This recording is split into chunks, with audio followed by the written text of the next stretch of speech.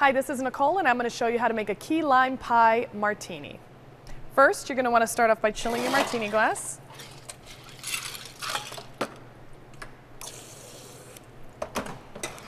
Set that off to the side to chill while we build the drink. Now you're going to want to use a vanilla vodka. So 2 parts vanilla vodka. And if you can find key lime juice, then use key lime juice.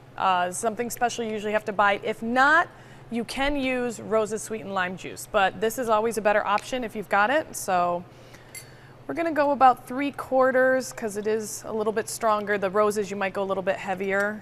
So I'm really only doing about half that. So, and then cream.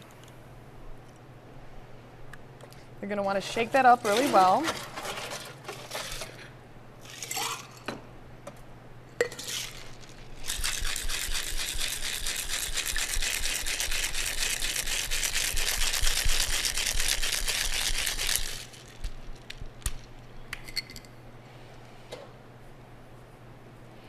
Dump the ice out of your martini glass.